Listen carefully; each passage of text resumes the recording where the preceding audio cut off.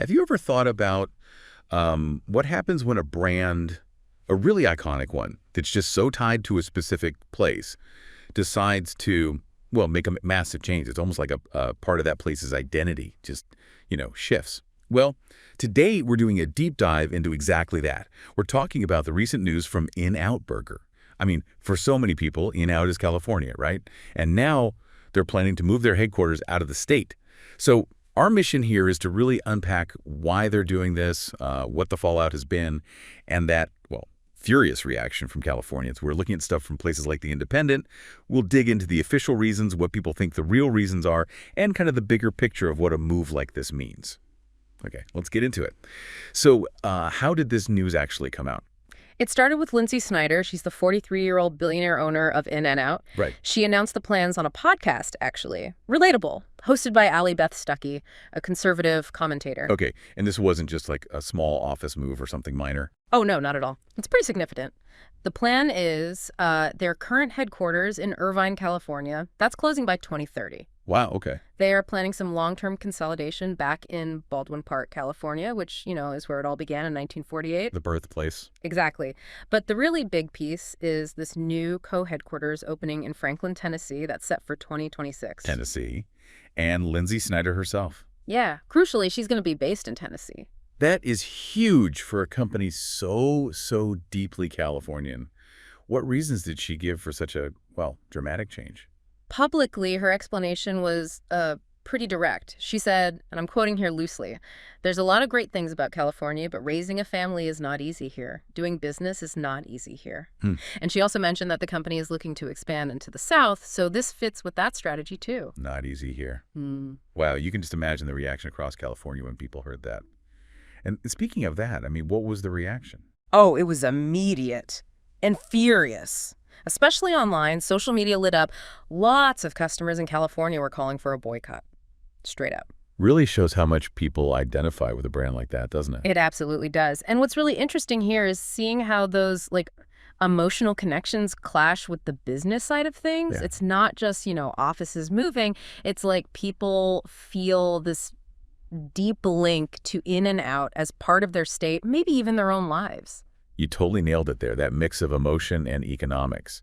Because it wasn't just feeling betrayed, right? People immediately jumped to financial reasons. Exactly. Lots of Californians were saying, it's because Tennessee has no state income tax. Yep, that came up fast. And of course, Tennessee's minimum wage is lower too. Yeah.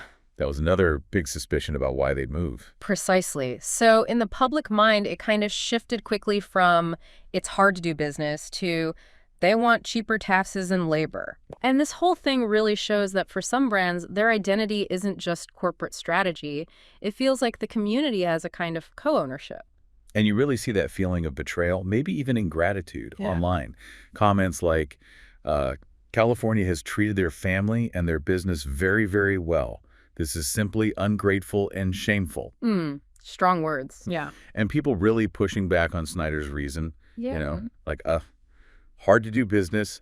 How is she worth several $1 billion, mostly from us Californians? It's like a direct challenge to her logic. It really is. And seeing this level of emotional reaction, especially for a brand so tied to its home state, it's quite something. Definitely. We see boycotts sometimes over, say, political things, but this feels a bit different, maybe deeper. That betrayal angle is strong because the brand is California to so many. Interesting. It kind of suggests that maybe for some customers, loyalty to the place, to the roots, might even be stronger than agreement on other issues. That's a really powerful idea. Yeah. It's not just about the burger. It's like a piece of home is leaving. And people weren't just venting. They were calling for action. Right. And worried about the state's economy. Oh, yeah. Very vocal. There was a Reddit comment, pretty blunt. "Time to boycott. If you really hate business in California, then California hates doing business with you." Oof.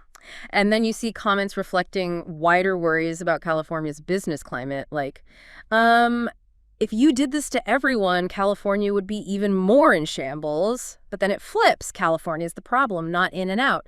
So different takes on where the blame lies. Right, assigning blame to the state itself. Those are definitely strong feelings. For sure. It really captures that raw feeling that this isn't just a business decision for some. It feels like an abandonment. Yeah. And like you said, it taps into that bigger debate about companies leaving California.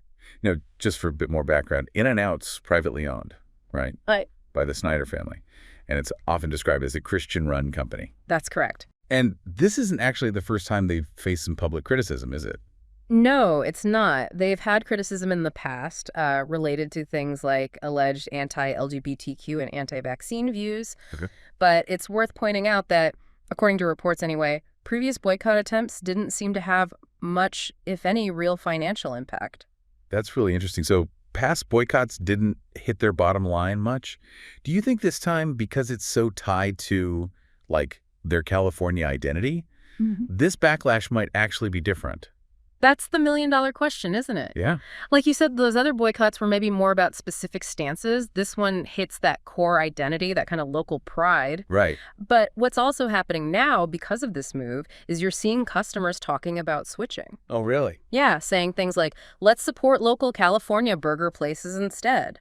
And you're also seeing some critiques of the food itself surface more. Well, comments like In-N-Out is literally the saltiest burger I have ever had. Or, smash burgers are everywhere now. I can make them at home. Huh. So maybe the competition's catching up, or people are just looking closer now? Could be. It suggests maybe that perception of untouchable quality might be shifting a bit for some people. And that point about smash burgers being everywhere now, that feels key. The burger scene has changed. Maybe In-N-Out isn't quite as unique as it once was. That's a fair point. And there's also that quality concern you mentioned earlier. People are remembering In-N-Out used to say they couldn't keep the quality the same if they expanded beyond the West Coast. Right. I remember that. So now if they're expanding east and moving headquarters, people are asking, well, what about that promise? If quality does slip, that could really hurt the brand, especially with those loyal Californians. Definitely undermines a core part of their image. For sure. And just to add a bit more context, In-N-Out has had some other stuff in the news recently, too. Maybe paints a picture of a company dealing with various pressures or changes. Oh, yeah. Well, they sued a YouTuber not long ago. They also ended a sort of famous secret menu price hack people used. Okay. And pretty significantly, they closed their Oakland location the first time they've ever permanently closed a restaurant, citing ongoing crime issues there. Wow. Closing a store is big for them. That's a lot going on. It is. So you take the headquarters move plus these other things, and it feels like, a company navigating some choppy waters, maybe shifting strategy. So let's try and wrap this up. What we've really unpacked here is this clash, right? A big corporate move driven by what they say are business and family reasons. Right. Slamming into this really strong emotional and economic backlash from the place and the people who feel like they built the brand. Exactly. It's a classic case study almost. Yeah, and this whole deep dive into In-N-Out's move, it really tells us so much about that tricky relationship between a company's identity, where it comes from, its money moves, and how its biggest fans feel about it all. It really does. It shows just how deeply a brand can get tangled up with local culture and identity. It's not just a logo and a product. So here's something to think about. When a company like In-Out makes a move like this, how much of that brand really belongs just to the company? And how much is just fundamentally tied to the place, California in this case, and the people who made it famous? And what does that mean for loyalty today? Especially when a brand's whole story is built on its roots. Where does that leave the customer?